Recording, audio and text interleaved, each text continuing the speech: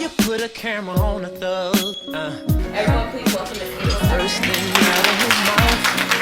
Tell me why when you put on some say it causes drama. I first need to say we were talking about support system. I brought mine with me. I want to acknowledge my mother. That's the Rose Trey Songz. My mother is Rose. That's my do or die, go hard sister right there sitting next to her. And these are my two beautiful nieces. Understanding the program and what this was actually about, I wanted the women in my family to be here.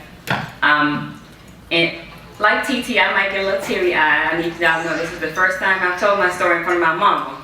So it's going to be hard. I remember very clearly, 1984 was a really rough year for me. You all probably can relate. March of '84, my body started feeling a little different. A little full in some places, tender in some others. Really, really tired and fatigued. Something was off, but I still had a cycle. So I went to the health department to get my test to make sure I'm okay. Side note, my 15-year-old sister was already pregnant. My test came up negative until literally the third week of May of 1984. So about 27 years ago right now, I realized I was pregnant. In realizing I was pregnant, I was the good girl, I was smart, I was cute, you know, popular, you know, the it girl. Small town, one high school. I think our graduating class might have been 325.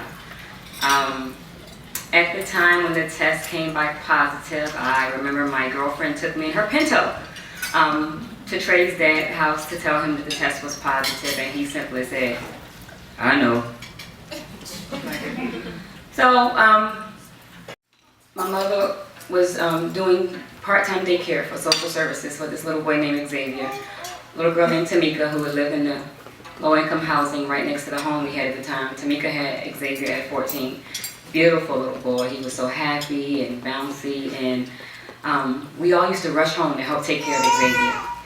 And one day I had an epiphany. A light went off riding the bus home as I was rushing home to play with Xavier, that if you could love another woman's child to that degree, imagine what you would feel for your own.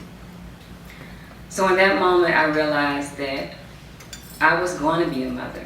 I was 16, I was 1 month away from my 17th birthday, but I didn't know how I was going to do it in that small town. I stopped going to school for, it was Memorial Day week, so we had the 3-day weekend, 4 days. You can't miss with 5 and they would fail you.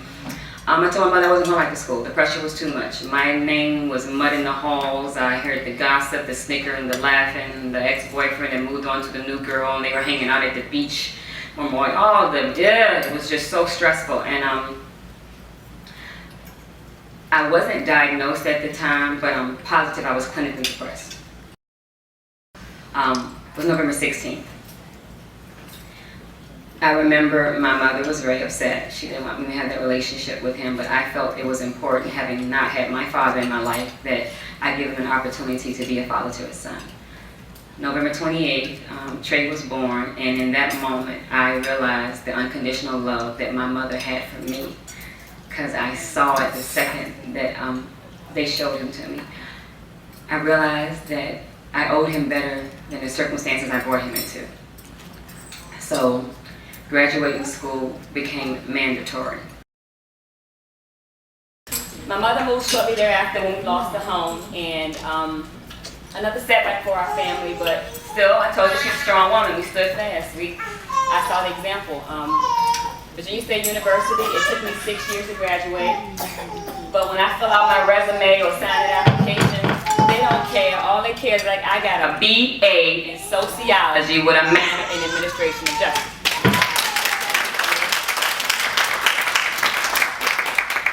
Shortly after graduating college, I got married. About 3 years, actually. My military husband, we traveled a lot. We lived in Florida, we lived in Kansas, we lived in New Jersey. Understanding that you have to have that positive relationship. We became very ugly people together. You ever had somebody that just brings out the worst in you? Yeah. Yeah, stay away from them, baby. I'm coming to you as April Tucker, a woman that was in your very same circumstance not that long ago.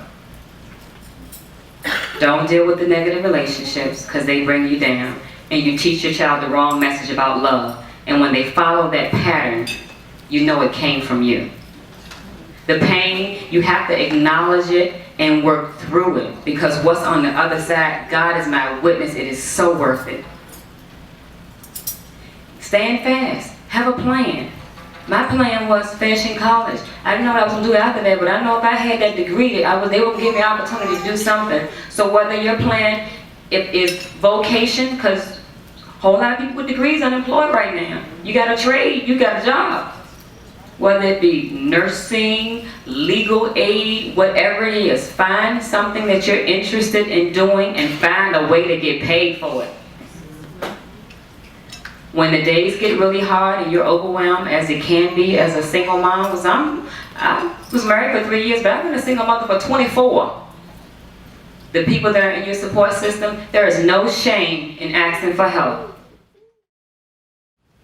So I applaud you all for making the decision to be parents. Understand, it is now your job and responsibility to be a better you so they can have a better opportunity. Thank y'all for having me, and have a great day.